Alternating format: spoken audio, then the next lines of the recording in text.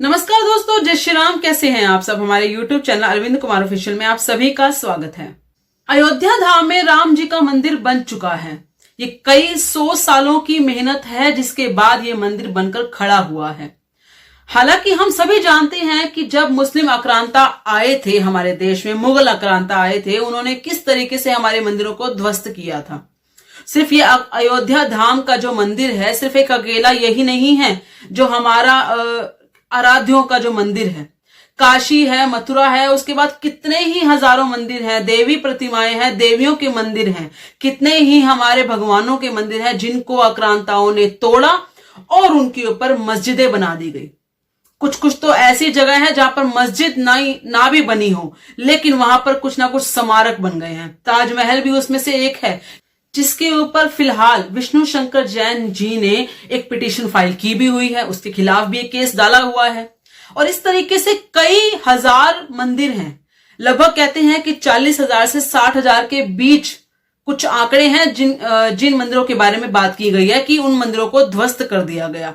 बहुत से, मैं अगर लिस्ट लेने जाऊं तो आपको बहुत से मंदिर गिना सकती हूं जिनको मस्जिदों में कन्वर्ट कर दिया गया, या फिर जिनके ऊपर ऐसे ऐसे स्मारक बना दिए गए, जिनको मॉन्यूमेंट बना दिया गया और हम ये सोचते रहे इतने हजार सालों तक कि वो मॉन्यूमेंट मुगलों ने बनाए हैं वगैरह वगैरह। इनकी खुद की कुरान जिसे ये मानते हैं, उसमें भी साफ साफ लिखा हुआ है कि जहां पर बुत प्रतिमाएं होती हैं या फिर जहां पर मंदिर जिसे कहा जाता है, उसके ऊपर अगर बनाई गई मस्जिद है या उस प्रतिमाओं के ऊपर अगर आप नमाज अदा कर रहे हैं तो वो आपके जो जिनको ये मानते हैं वो कबूल नहीं करेंगे। उसके बावजूद भी ये उन मुगल आक्रांताओं के खिलाफ नहीं जाते हैं, उनके कृत्यों के खिलाफ नहीं जाते हैं।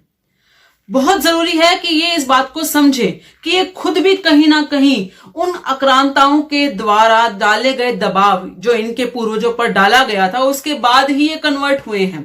लेकिन फिर भी ये उनकी दुहाई देते फिरते हैं। ऐसे बहुत से आईडीज हैं, ऐसे बहुत से लोग हैं जो अपनी आईडीज बनाकर यहाँ पर बोलते हैं। बहुत से ऐसे प्लेटफॉर्म है, बहुत से ऐसे सोशल मीडिया प्लेटफॉर्म है जहां पर वो उनकी दुहाइयां देते फिरते हैं जो अब रहे भी नहीं है। सच्चाई तो यही है ना कि इनके पूर्वज कहीं ना कहीं हिंदू रहे होंगे, तो उस हिसाब से इनको ये बात समझ लेनी चाहिए। और यदि अगर आज भी ये कुरान को ही मानते हैं या उसी को ही कोट करते हैं, तो उस हिसाब से भी अगर मंदिरों के ऊपर मस्जिद बनी हुई है तो ये उनको मान ही क्यों रहे हैं। इन्हें तो बड़े आराम से प्यार से हमें वो चीज सौंप देनी चाहिए क्योंकि वो हमारी ही जगह है। लेकिन उसके बाद भी खिलाफ खड़े हो जाते हैं। उसके बाद भी इनके मौलाना आकर इन लोगों को भड़काते हैं और उसके बाद ये उनके खिलाफ खड़े हो जाते हैं। फिर ये वही ST SG वाले काम ये करते हैं, रोड पर आते हैं और इस तरह की हरकतें करते हैं। पर मेरा यही मानना है कि जितने भी मंदिर हैं वो कभी ना कभी हमें जरूर मिलेंगे, क्योंकि हम जानते हैं कि इस धरती पर सिर्फ एक ही धर्म है, वो है सनातन, जिसकी शुरुआत हुई थी और अंत इस धरती का भी सनातन से ही होगा। खैर, जब मंदिरों की बात आ ही रही है कि हर जगह पर मंदिर ही थे, चाहे वो बाद में कैसे मस्जिद तोड़ ताड़ कर उसके बाद उसके ऊपर मस्जिद बना दी गई या किसी तरीके से उसके ऊपर कोई भी स्मारक बना दिया गया, कुछ भी बना दिया गया, कोई इमारत बना दी गई, हर जगह मंदिर ही थे। तो ऐसे में एक खबर और सामने आई है जो कि है अजमेर राजस्थान से। वहां पर एक महाराणा प्रताप सेना नाम का एक ग्रुप है जिसके राष्ट्रीय अध्यक्ष हैं राजवर्धन सिंह परमार। उनका कहना है कि वहां पर स्थित जो एक दरगाह है जिसका नाम है ख्वाजा मोइनुद्दीन चिश्ती, ये जो दरगाह है बड़ी फेमस दरगाह है, लोग जाते भी हैं। कई ऐसे लोग हैं हिंदू लोग जो खास तौर पे जो फिल्म इंडस्ट्री से ताल्लुक रखते हैं, वो बहुत जाते हैं वहां पर अपनी अपनी बातें लेकर या अपनी अपनी जो भी मन की उनकी वो होती है। हालांकि अभी हिंदू लोग बहुत ज्यादा इस चीज में सचेत हो चुके हैं और बहुत कम कर दिया है, लेकिन फिर भी ये फिल्म इंडस्ट्री के लोग बहुत जाते हैं वहां पर। और वो जो दरगाह है, इनका कहना है कि वहां पर एक हिंदू मंदिर था जिसे तोड़कर उस टाइम में मुगल साम्राज्य का जो भी व्यक्ति था उसने तोड़कर यहां पर मस्जिद बना दी गई या फिर दरगाह बना दी गई।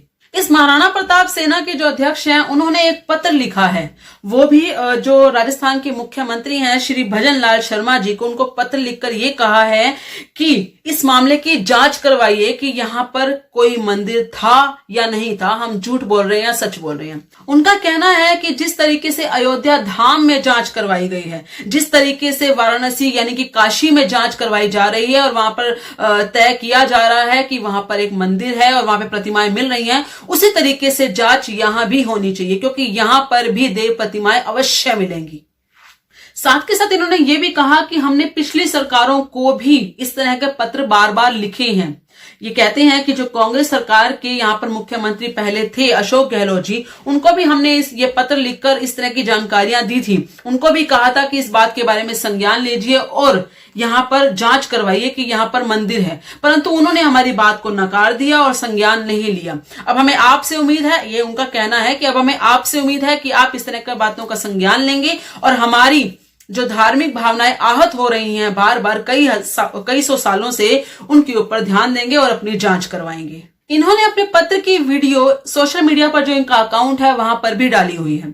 इन्होंने ये भी कहा है कि लोगों का भी हमें भरपूर समर्थन मिल रहा है, इस बात को जल्दी से जल्दी संज्ञान में लिया जाना चाहिए। आप सबका इस बारे में क्या कहना है, कृपया करके अपने विचार कमेंट में जरूर बताइएगा। इस वीडियो को लाइक और शेयर जरूर कीजिएगा। धन्यवाद। जय श्री राम।